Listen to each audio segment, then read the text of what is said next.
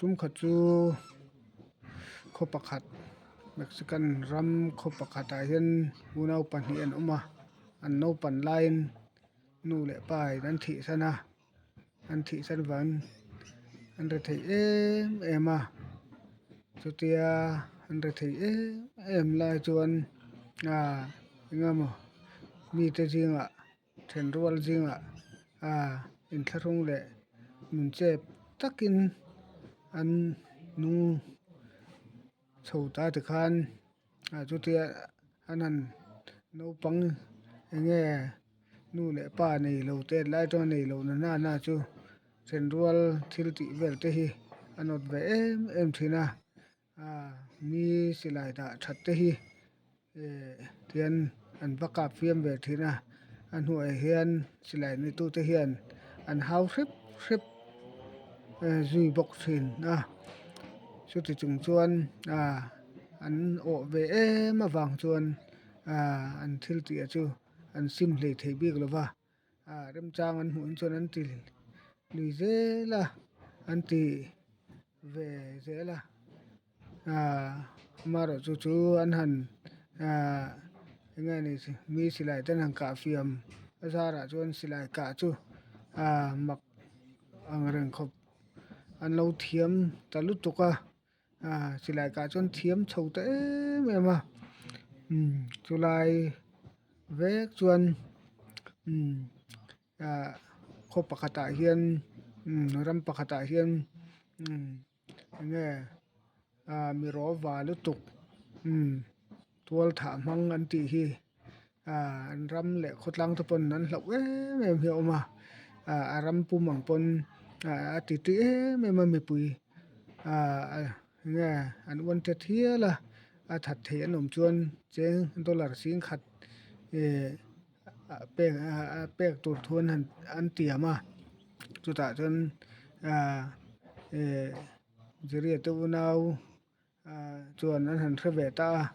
a u zawk chuan ka kal dawn hepa hi ka zawng chhuak dawn ati tita hial ve ta a nau chuan kal lo mero tan chuan ala bon ma dem ka hria ati hiala hepa hi kan din chuan tur jek kan din chuan tur kawng te pawh ni thei tiin kal chu tum lui ta a tum ang chuan a nau pawh chu in tin emaw lo in hnang fak mero hepa hi ka zawn chhuah lo chuan tihian kan nung reng mai dawn a sin ati a nau chu kal san ta rawi a chuan an ram nge ni an nge ni ram pakhata nge ni mi rawva lutuk tual thah hre mi a lo an tih an uan tet a chu nge zawng chho ta ti khan ava hmu ta nge a jeria chu silai kah thiam em ani van pistol kah thiam em ani awang nge mi zawn a chu ava that ta hiala ava kap hlum ta hiala chuan amaro chu mi kah hlum a kha a lo na mai lova thu hruai ngah lutuk mai hi lo ni a chu mi te chuan jeria chuan zawng nge an uan tet let ta hiala an ram pawh chu let leh ngam lovin a lo kalna ram lamah te chuan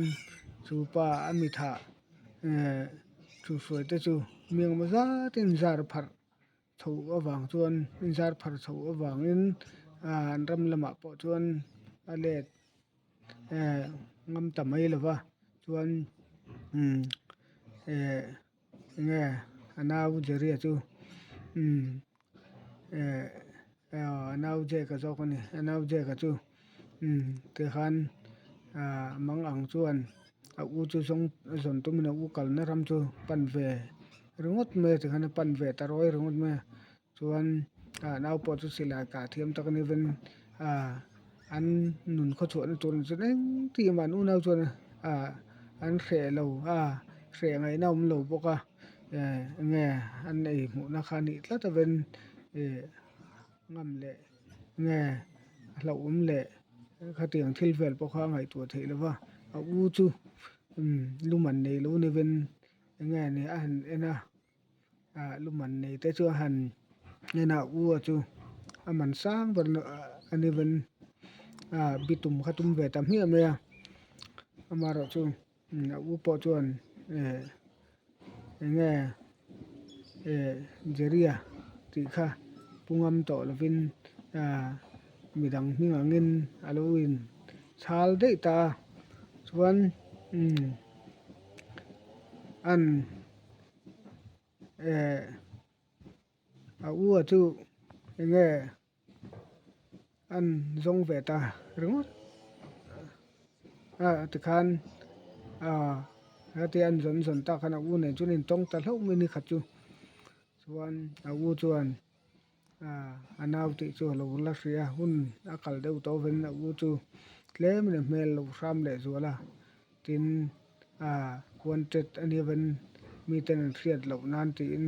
mui mun lem te lo vo bok nen anaw chuan hai ta tlat me an amaro chu anaw chuan nghe abitum ani bok nen a chou chho ta in ro turin a chou hial ta an a u chuan tin chou na oka kha thak chuak du san lem lo amar chu naw chuan asum hu na tur a poisa a dollar mu na tur ni ven kan in ro hial kha an chou chho kha an ti pui tlin ta a u chuan nghe a silai chu phoi ma sa in anaw chuan ka thel lui ta